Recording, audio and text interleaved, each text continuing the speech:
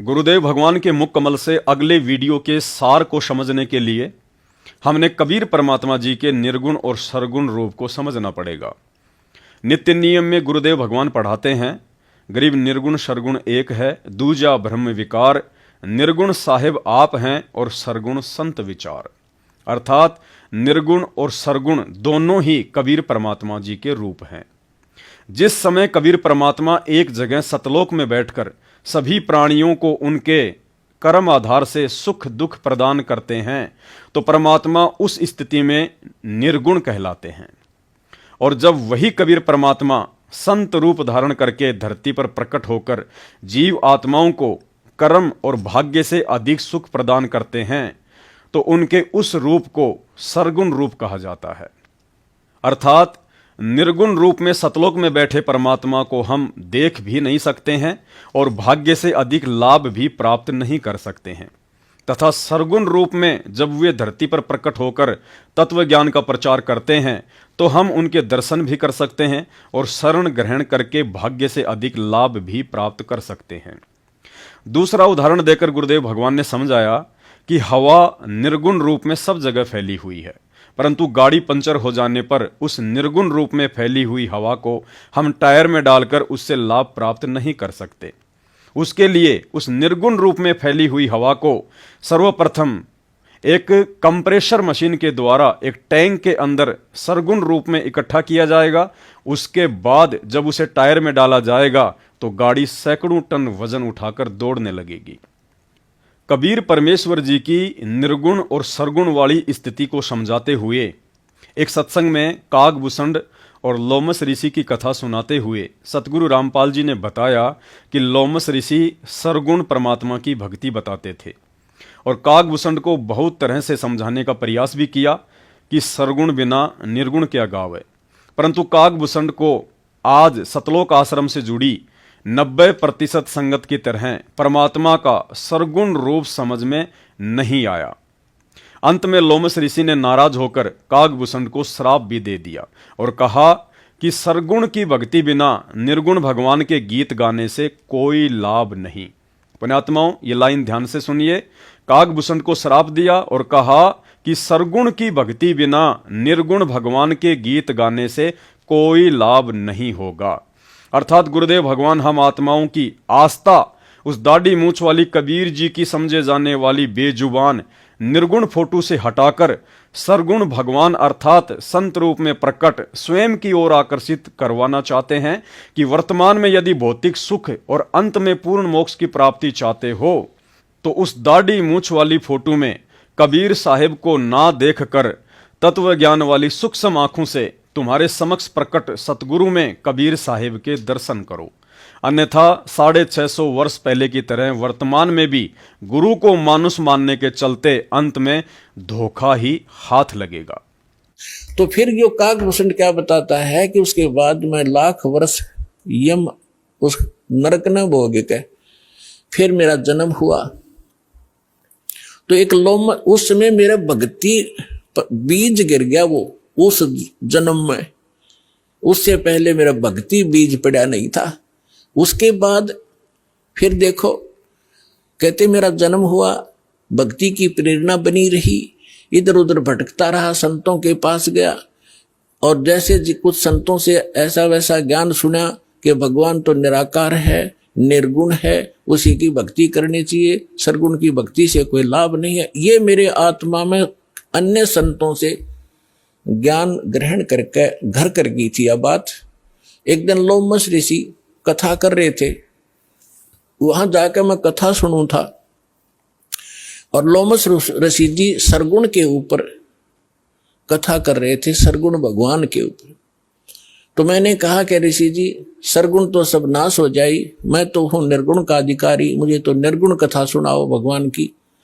लोमस ऋषि ने बहुत से प्रमाण दिए कि बेटा सरगुण बिना निर्गुण क्या गावे। अगर भगवान को आपने सरगुण में नहीं देखा तो निर्गुण का क्या लाभ उसका। जैसे वृक्ष बीज के माही है, जैसे वृक्ष बीज के अंदर वृक्ष होता है, जैसे वृक्ष बीज सब ठोरा जब उग गए तब दिखे मोरा। एक आम का गुठली है और वह गुठली के अंदर वो आम निर्गुण रूप में है, निराकार समझो, जैसे तुम निराकार कहते हो।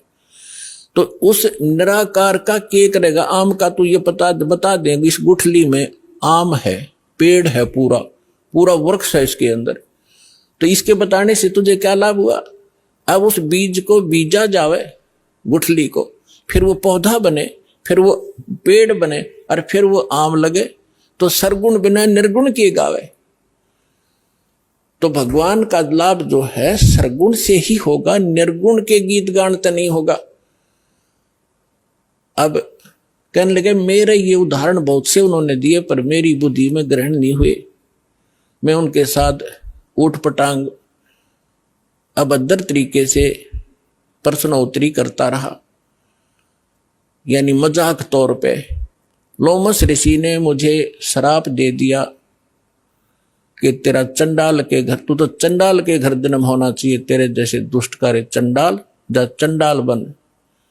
अब आगे आप जो सत्संग सुनने जा रहे हैं उसके बाद तो इस बात की शंका या संदेह की गुंजाइश बिल्कुल भी नहीं रहेगी कि वर्तमान में सतगुरु रामपाल जी के अलावा अन्य भी कोई कबीर साहिब होगा या जिंदा सतगुरु के अलावा अन्य किसी मुर्दा भगवान की पूजा करनी चाहिए।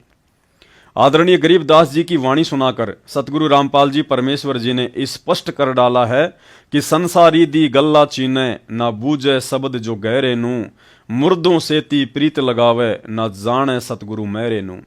अर्थात काल प्रेरणा से जीव की फितरत को समझाते हुए कह रहे हैं कि आज से पूर्व जितने भी संत महात्मा और भगत हुए हैं वर्तमान में वे सब मुर्दों की श्रेणी में हैं।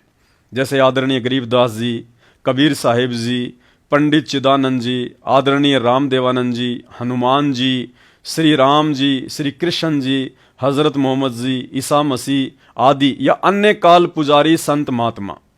उन मुर्दों की पूजा करना, मुर्दों का गुणगान करना, मुर्दों के नाम पर भंडारे करना, मुर्दों की जयंतियां और प्रकट दिवस और बोध दिवस मनाना एक परंपरा बन गई है। जबकि जिंदा सतगुरु सामने प्रकट होकर सत्संग सुना रहा है, नाम उपदेश दे रहा है, आशीर्वाद दे रहा है, सौ सुख प्रदान कर रहा है, लेकिन फिर भी यह आत्मा उन मुर्दों की पूजा को त्याग कर जिंदा सतगुरु को परमात्मा मानकर मन कर्म वचन से उसकी पूजा करने को तैयार नहीं होती है। सुनिए अनमोल सत्संग। अब क्या बताते हैं आदरणीय गरीबदास साहिब जी कि ये मन आत्मा अब रो रही है कि संसारी दी गल्ला जी ने और न बूझे शब्द जो गहरे नू, इस गूढ़ ज्ञान को स्वीकार करता नहीं, न इसमें गहराई में जाता। और किसी चलते फिरते ने किसी ने कह दिया वहां माथा टेका बेड़ा पार हो जाएगा, उस तालाब में नहा ले मुथरावाड़े में बेड़ा पार हो जाएगा, वहां पहुंच गया फदड़ फदड़ और परिक्रमा ला दे उसकी चुगर देगा गोवर्धन की, बेड़ा पार हो जाएगा। वो तो बेड़ा गर्क होगा, उसके चारों तरफ घूमने तक करोड़ों जीव मरेंगे और लाभ एक भी को नहीं। क्यों? क्योंकि श्रीमद् भगवत गीता में कई प्रमाण है गोवर्धन के चक्कर लाइयो। अगर तुम मानते हो श्री कृष्ण जी ने गीता बोली तो 2 शब्द लिख देता कि वहां जाइयो मथुरा में, जहां मैं घूमना करता और तुम भी वहां चक्कर काटियो, बेड़ा पार हो जाएगा। ये संसारी दी गल्ला है, आम व्यक्ति के बनाए हुए लोक वेद दंत कथा ये साधना है जो जीवन नाशक है। तो गरीबदास जी कहते हैं संसारी दी गल्ला चिन्ह, उनकी बात मान ले, ना बूझे शब्द जो गहरे नू, और मुर्दों से ती प्रीत लगावे, ना जाने सतगुरु मेरे नू। जो संत किसी गांव में बैठे थे बनी में, वो पिछले पूर्व जन्म के पुण्यकर्मी थे, आगे भक्ति उनकी थी नहीं, एक आधा किसी का झाड़ा झपटा ला दिया, कुछ राहत मिल गई, अब उसकी समाधि बनाकर सारा गांव पूजे उसने। भले आदमी हो, जैसे कोई वैद्य था, मान लो तुम्हारी बात बड़ी करते हो, संत बहुत अच्छा था, राहत देता था। अब जैसे कोई डॉक्टर है, अच्छा वैद्य है और बढ़िया दवाई देता है, आराम हो रहा है, ठीक है, फिर उसकी मृत्यु होगी, मरने के बाद उसकी समाधि बना ले, यादगार बना ले, उसका चित्र ला ले और फिर वहां जाओ मत्था टेकन, हमारा रोग नाश कर दो। क्या वो पत्थर की मूर्ति बता देगी दवाई कौन सी चाहिए आपको या ट्रीटमेंट कर देगा? वैसा ही वेद अपने वर्तमान का ढूंढना पड़ेगा, जो कि आज वर्तमान में ये औषधि रखता हो। तो आज वर्तमान में सर्व प्रकार से संपन्न, all in respect complete course इस आत्म कल्याण का इस दास के पास है परवाल आश्रम। यहाँ और कल्याण कराओ।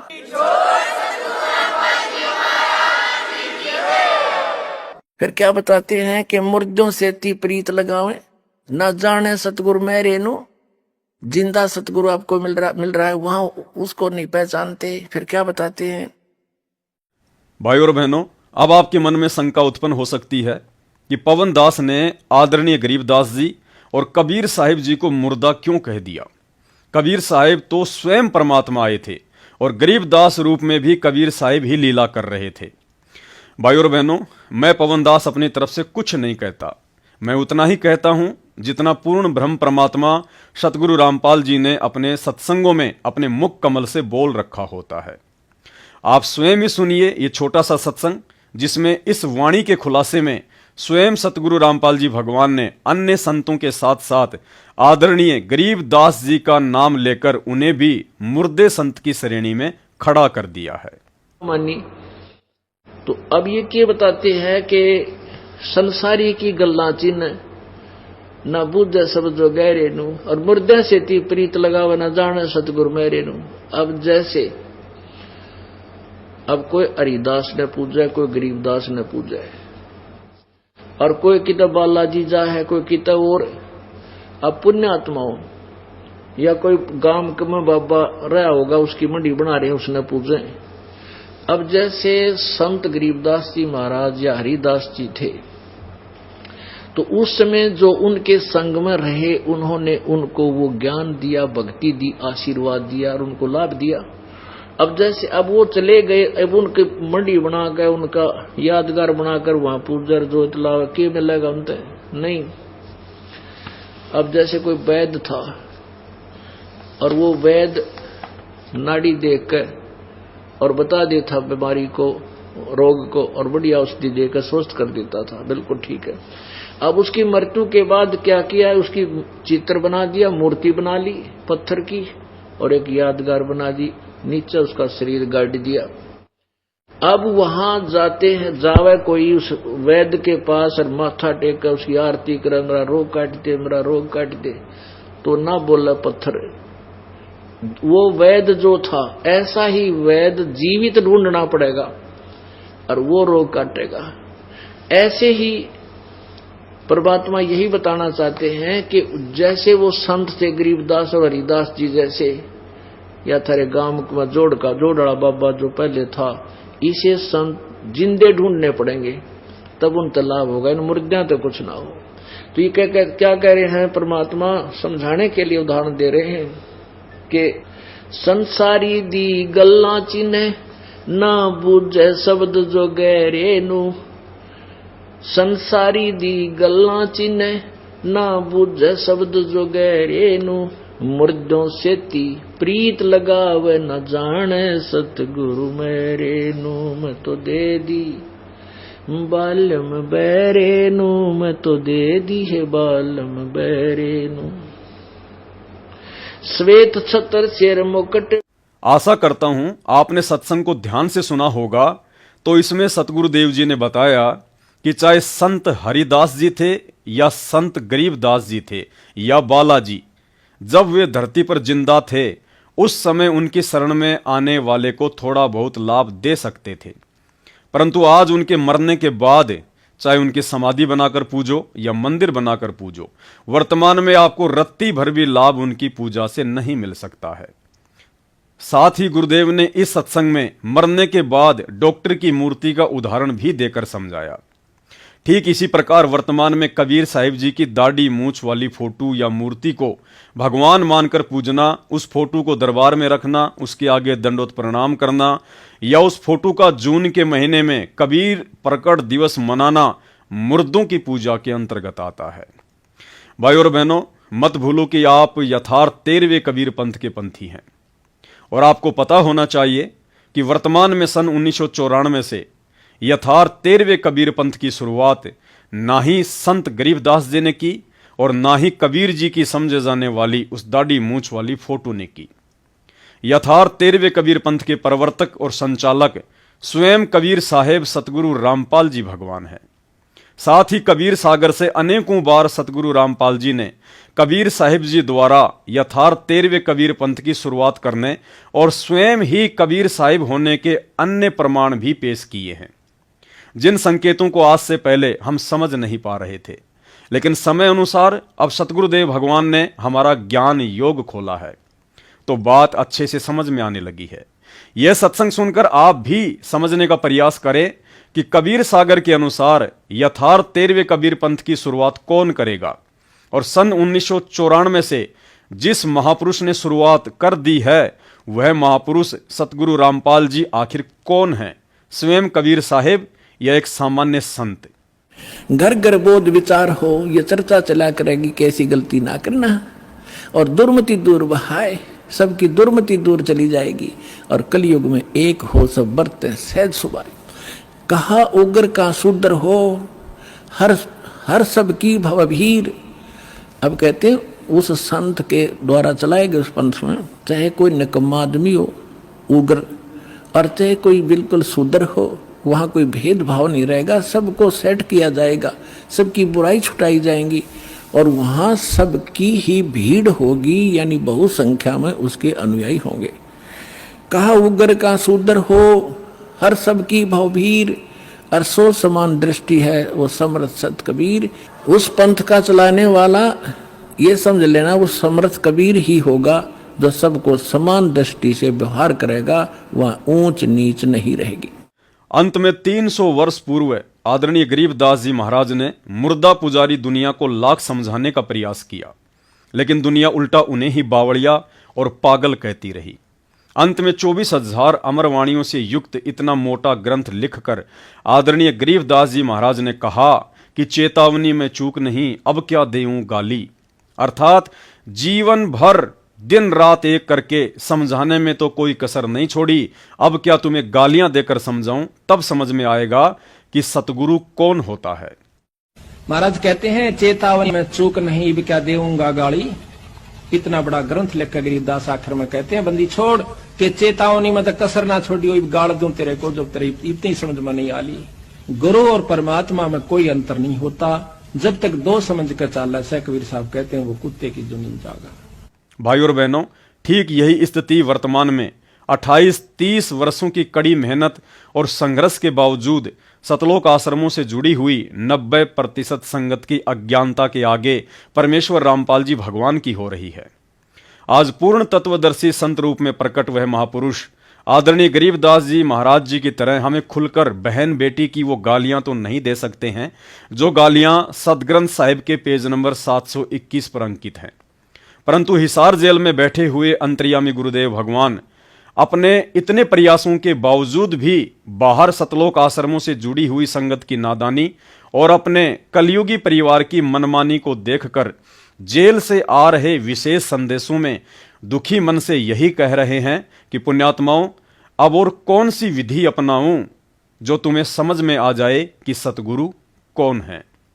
सुनिए सतगुरुदेव भगवान की दर्द भरी ऑडियो, और दास को अगले वीडियो तक दीजिए इजाजत।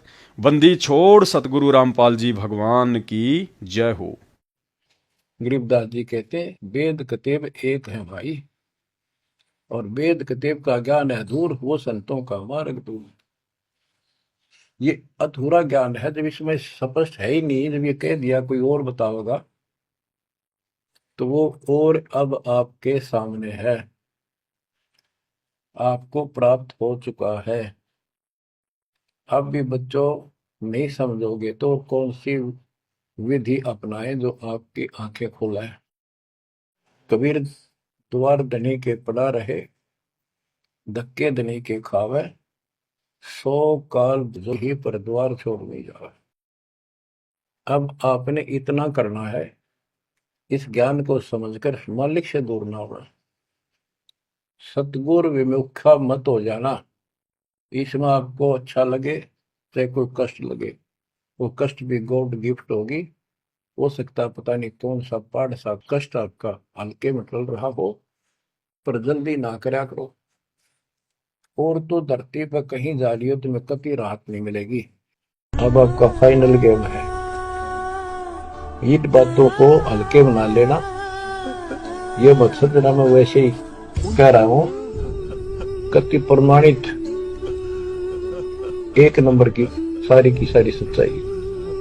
आपका फाइनल जीवन है, ईब के आपने कति कुर्बान होना पड़ेगा, क्योंकि आपको सभी फाउल पॉइंट पता लग गया और कैसे कैसे हम इस स्थिति तक पहुंच चुके हैं। अब क्या आप अब भी धोखा खाओगे?